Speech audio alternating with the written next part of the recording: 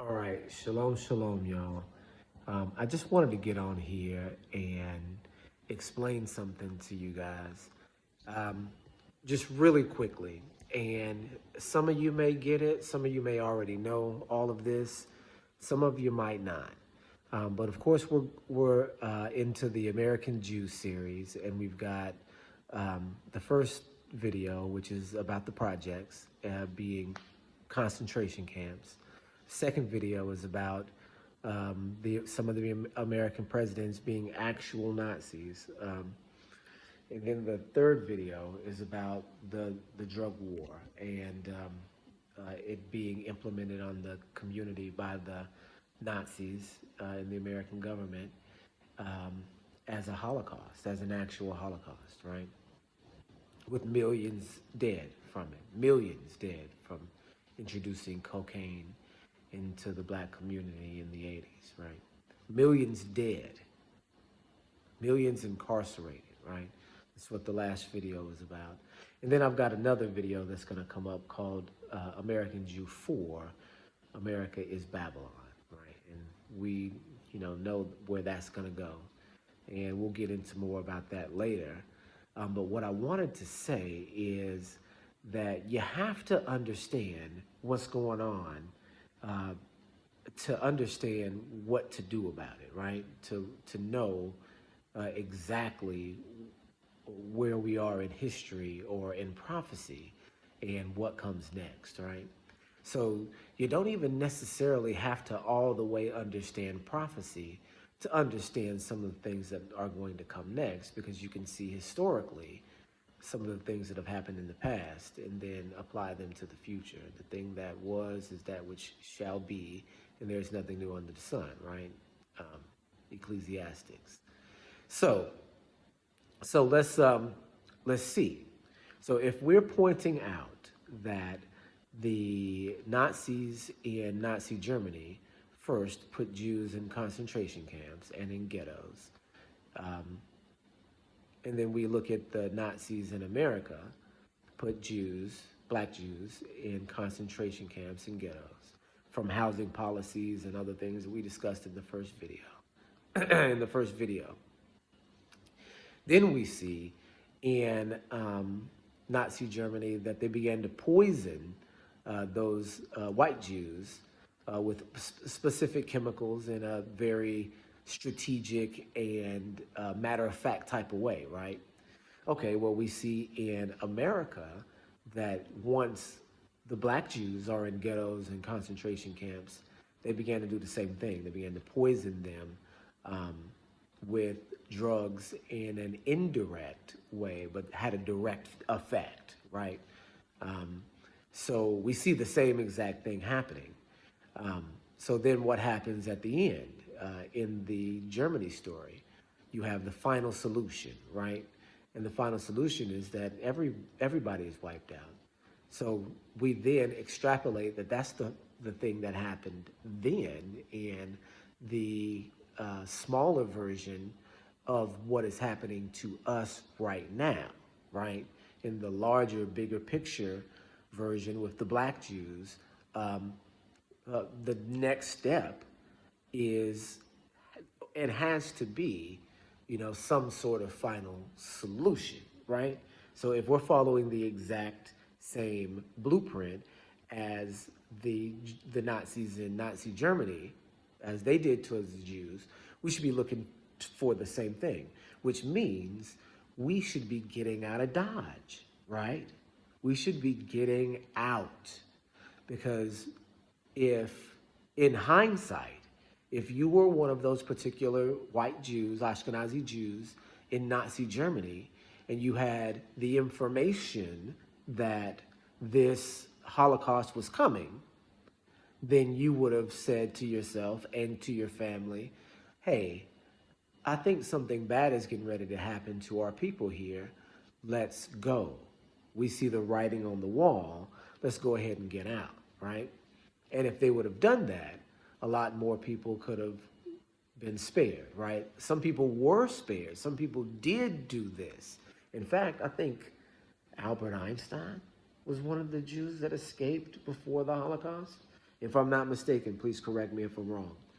Um, so, so now if you apply that to the Jews of America, the black Jews, the ones that claim ancestry of Abraham, Isaac, and Jacob, the one that, the particular Jew that all the curses of Deuteronomy 28 and Leviticus 26 apply to, and then in a larger scale, then you can understand that something may be coming, right? Something may be coming that is worse than the crack era, than the crack Holocaust. It sounds crazy to even say it that way, but it absolutely is. So what you're looking at here with the crack era, with the mass incarceration, with the violence, with the level of violence, with the murders, with the level of fear instilled into the community from both police and drug addicts and drug dealers, you have a real oppression.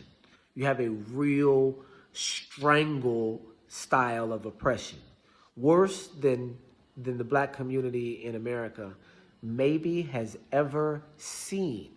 You have to understand that we've been in this community or in this country for 400 years. And 400 years hasn't been the same type of captivity. The first 200 years or so was chattel slavery. And chattel slavery, in many cases, was the absolute terror of the world. But in some situations, it was more of a stable household. Do you understand what I'm saying here? So in some circumstances, chattel slavery is better than what we have now. And I'm going to say that with a straight face.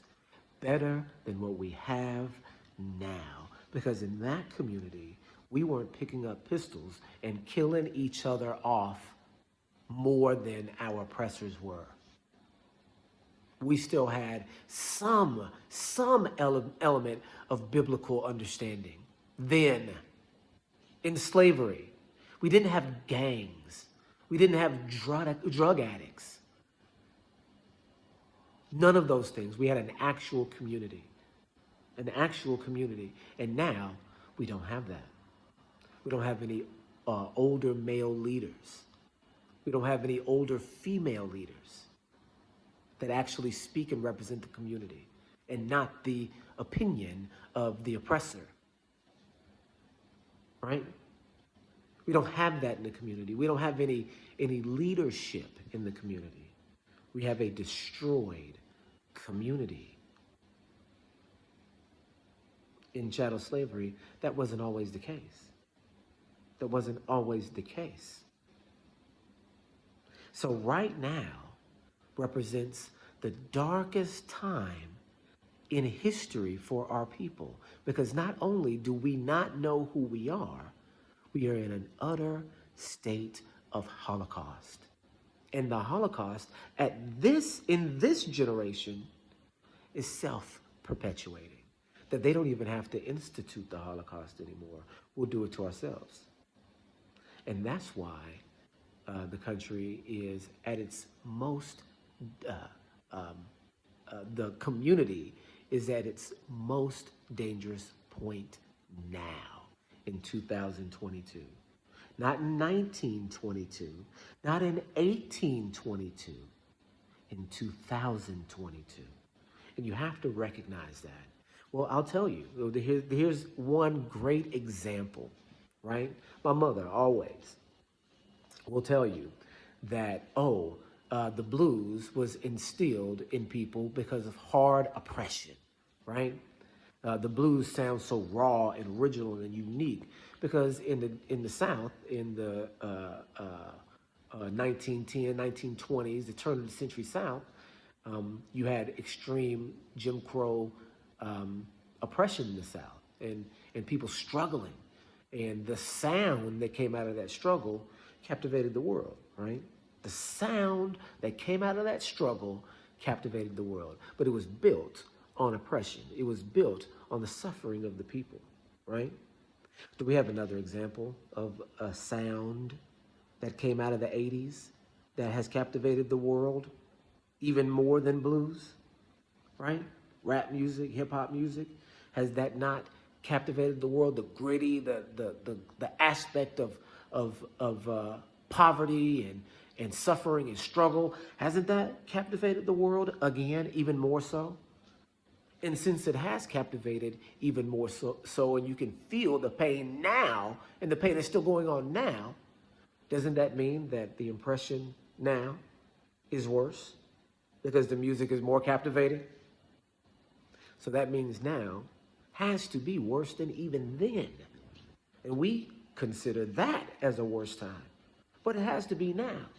It has to be now. We're more violent against each other. We're more violent, period, now than we were then. We're killing each other now more than the Ku Klux Klan was killing us then. And this is something that we've been programmed to do to one another. So the music that comes out of this generation, the stories that come out of this generation are like the Maccabees. Because if we're the Hebrews of the Bible, everything that we do will be written about in the future and recorded because that's what's always happened, right?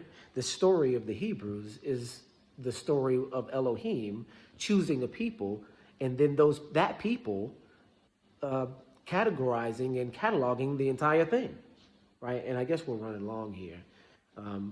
But this is what I mean. The stories that are coming out right now about the rappers and about the beefs and all these things back and forth, you see people are cataloging it. The story of the King Vons and all of these different Chicago and New York and LA. People are writing these stories about us on YouTube now. And this is the things that will be written about in the future about the Hebrews. The stories of the Bible, like the Maccabees and all of these different, extra biblical stories, are still being written about the same people right now. And that's why these and this is what people don't recognize. That's why these big celebrities, these black celebrities like Lil Wayne and John Legend, are selling their masters to people, and people are buying them. They're selling their masters for like $75 million, $60 million, thinking that they're getting some sort of deal. Well, actually not Lil Wayne. They locked Lil Wayne up and then let him go for his masters. They really put the okie doke on Lil Wayne. So he had to sell his, but who knows about John Legend? John Legend, who knows? I don't even want to speculate. There's been some things come up in his life too. I don't even want to speculate on that. But he sold his masters. So people selling their masters for $70 million, $75 million. That's a lot of money. But if you knew what they know about you and your music, you would know that $75 million is a drop in the bucket, right? What would you give for Hebrew slave music in the Babylonian times? Oh, how much money is that worth to have slave music from the chosen people? How much money do you think that's worth? You think they don't know how much money is worth? Well, here goes another example. How much money is James Brown catalog worth? I mean, how many times can you sing it? I feel good, right? How much money is that worth? How much money was it worth in the 60s, right? Before you knew what type of hit that was going to be, right? You don't think they know? You don't think they know Lil Wayne's catalog is worth billions of dollars? That the people listening to Lil Wayne today gonna be listening to Lil Wayne in 60 years too? I'm just saying. They know these things and we don't. Because they know we're the people. And that matters in history, right? And so you gotta pay attention, because not only does it matter in history, it matters in the future too, because other things are going to happen. That's why it says, come out of her, my people, so you don't partake in her sins and experience her plagues, right? That's why it says Babylon is filled with the blood of prophets, the blood of saints, and the blood of all who are on the earth. the blood of prophets and saints first. So y'all better listen to that Bible, because it's talking about you, and it's talking about what's going to happen to you tomorrow. Shalom, shalom.